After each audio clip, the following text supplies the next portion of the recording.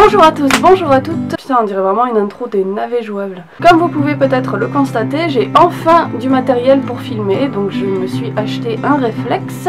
Merci Pauline de m'avoir vendu ton réflexe. Donc voilà, maintenant la qualité de son et d'image devrait constamment rester à peu près bonne. Bref, la parenthèse est fermée. Nous allons aujourd'hui parler de Winter Sleep, qui a été la dernière Palme d'Or primée à Cannes, un film de Nuri Bilge Ceylan. Je suis désolée pour la prononciation, j'ai absolument aucune notion de turc. Ce film a été pour moi très dur à critiquer dans le sens où il est vraiment irréprochable sous tous les abords. J'ai recommencé cette chronique au moins 5 fois sans mentir. Je n'arrive pas à en parler tellement c'est un film qui est compliqué, qui est intelligent, qui est maîtrisé et qui est tout simplement inattaquable. L'histoire est celle d'un homme, Aylin, qui est gérant d'un hôtel en Ayatollah, et ce film se déroule durant la période d'hiver, donc il n'y a pas énormément de clients. Et ce film raconte un petit peu ses péripéties avec les femmes qui l'entourent, donc sa femme et sa sœur.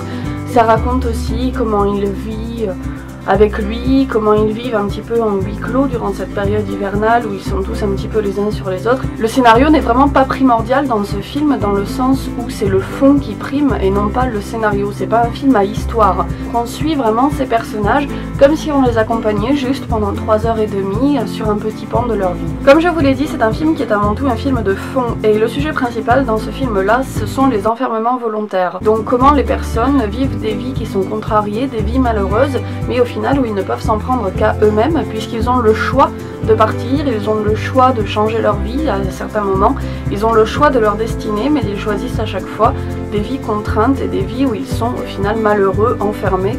C'est donc quelque chose qui est assez dur à voir parce que comme c'est un sujet très profond et qui au final parle à tout le monde, ça nous remet énormément en question et c'est le genre de film qui nous change quand on en sort. C'est très appréciable parce qu'il fait partie de ce genre de film qui fait grandir. Ce film est vraiment un porteur de messages universels et on a tous plus ou moins aussi connu ce genre de situation où au final nous-mêmes on s'enferme dans des choses qui nous plaisent pas forcément, on se contraint à faire des choses qui nous plaisent pas forcément. Donc comme c'est un message qui est universel, tout le monde peut s'y retrouver. C'est un film très profond et qui n'a pas de sens univoque, dans le sens où chacun, selon son propre vécu, pourra avoir une interprétation différente. Pour exemple, je prendrai la fin. Ce que j'en ai compris à la fin, c'est que Aylin refuse de changer, il refuse de partir, il refuse de laisser sa femme un peu tranquille. Toute sa discussion avec sa femme avait été vaine, dans le sens où il refusait le changement. Tandis que ma mère a eu une interprétation totalement contraire. Elle s'est dit, puisqu'il a refusé de donner de l'argent à l'association de femmes qui les avait sollicitées, c'est qu'il s'est plié aux propos de sa femme, c'est qu'il s'est plié à la volonté de sa femme, donc il souhaitait faire un effort de conciliation et qu'il souhaitait au contraire changer. Vous voyez, comme d'une fin, on a eu vraiment deux interprétations complètement inverses et du coup deux fins complètement inverses, puisque une fin est positive et une fin est négative. Moi j'y ai vu une fin très négative puisqu'il refuse de changer, il continue au contraire dans cette espèce de lancée de malheur dans lequel il est depuis le début, et que ma mère au contraire il a vu quelque chose de positif comme un renouveau, un changement, donc enfin un petit peu de fraîcheur dans cette vie là. Donc un film très intéressant et qui mériterait d'être vu plusieurs fois puisqu'il y a énormément de couches et de strates de lecture. Il y a déjà des couches de lecture sociale puisque c'est un film sociétal où on voit la pauvreté, la misère. Et il y a aussi une couche de lecture au niveau de la religion puisque plusieurs fois on y fait allusion, il y a un personnage religieux qui revient plusieurs fois dans le film. Il y a une couche de lecture évidemment vis-à-vis de la relation homme-femme, la relation amoureuse mais aussi la relation d'un homme avec sa sœur. Donc voilà, énormément de strates de lecture différentes qui méritent plusieurs visionnages. Mais en parlant du visionnage, ce que je vous conseille réellement pour ce film, c'est de le voir au cinéma. C'est un film, comme je vous l'ai dit, qui est très long, il dure 3h20. Si vous le voyez sur un écran chez vous, sur un canapé, etc., il se peut que vous ne soyez pas totalement impliqué dans le film. Or, c'est un film qu'on ne peut pas apprécier à sa juste valeur si jamais on décroche à un moment et si jamais on n'est pas impliqué à fond dedans.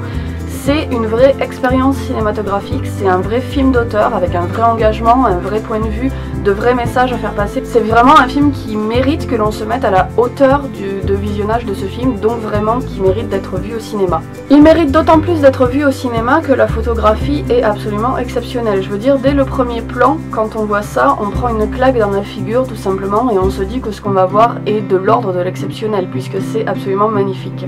On a tout au long du film énormément de plans fixes fixes qui ressemblent presque à des photographies, avec évidemment des couleurs très très fouillées, des décors naturels qui sont très très froids, très austères, avec une ambiance un petit peu réfrigérante, un petit peu froide, comme tout ce film. Ce film est à une ambiance qui est très froide, un petit peu glaçante.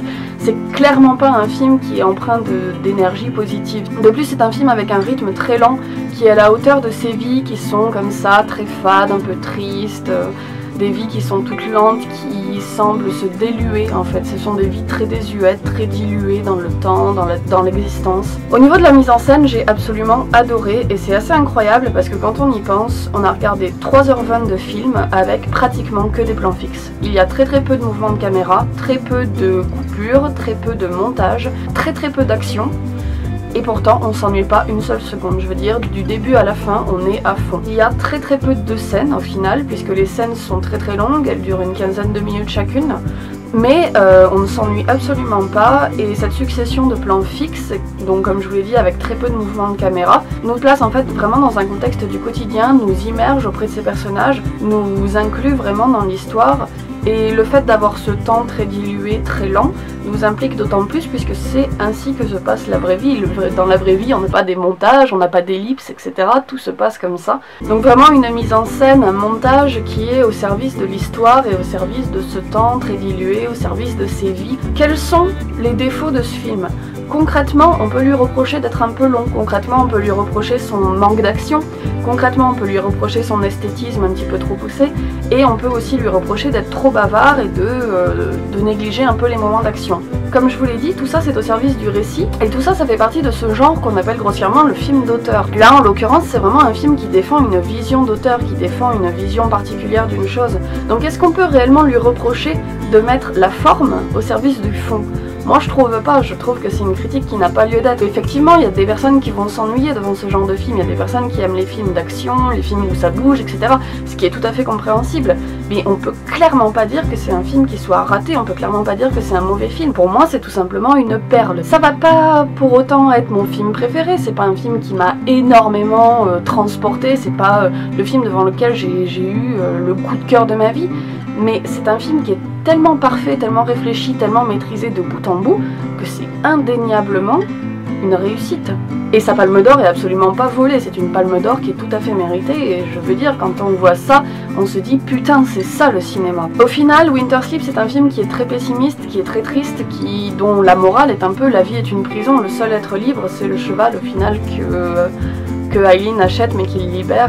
Et en même temps, c'est un film à l'image de la vie, c'est-à-dire qu'effectivement, il y a des moments où ça va pas du tout, mais il y a des moments où on rigole, il y a des moments positifs, il y a des moments de joie, il y a des moments dans ce film qui sont très drôles, quand la scène par exemple où ils sont complètement bourrés, ou bien la scène où il discute avec sa sœur, qui est une espèce d'ironie avec un humour qui est absolument génial. Ce film est une image de la vie, une image de certaines vies en tout cas, une image dans laquelle on peut se refléter ou qu'on peut au moins admirer. C'est un film très réaliste, c'est un film très puissant, c'est un film très réfléchi, c'est un film extrêmement intelligent. C'est un film qui mérite qu'on le voit plusieurs fois, c'est un film qui mérite qu'on le voit au cinéma.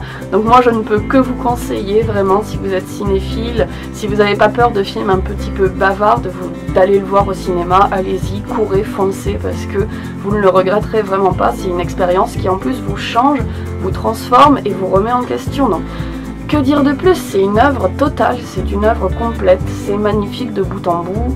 Et je vous le dis, c'est inattaquable, c'est une forteresse inattaquable tout simplement parce que c'est parfait. Voilà, il n'y a rien à dire de plus. Mon avis critique sur Winter Sleep est terminé, j'espère que ça vous aura plu. Je tenais juste à dire dans ce petit dernier bout de vidéo, à vous remercier d'être de plus en plus nombreux, à vous abonner à la chaîne, de vous remercier à chaque fois des retours que j'ai parce que ça me fait énormément plaisir, enfin j'ai toujours des retours très positifs. Donc ben merci beaucoup, c'est tout. Et puis aussi pour vous dire que donc voilà, le réflexe je viens juste de l'acheter, donc au niveau technique je ne m'y connais pas encore trop, au niveau des réglages etc. Donc je m'excuse si là par exemple je vois que dans le retour caméra que l'image est un petit peu fadasse. En plus la luminosité aujourd'hui est absolument dégueulasse, j'espère que le son ça ira etc. Enfin bon, voilà, ça va s'améliorer au fur et à mesure aussi maintenant que j'ai mon propre matériel. Ouais. Et puis je tenais aussi à vous dire que maintenant j'ai créé un Twitter aussi pour l'émission, donc pourquoi pas une page Facebook, je sais pas, voilà, hein, pourquoi pas un Twitter, hein. Il y en a plein qui ont des Twitter, donc pourquoi moi j'aurais pas un Twitter, hein. Donc j'ai créé un Twitter pour l'émission, donc le lien se trouve dans la description, et puis je crois que j'ai tout dit. je parle trop, hein, comme d'habitude. Et puis, bah écoutez, je vous dis à une prochaine vidéo. Salut!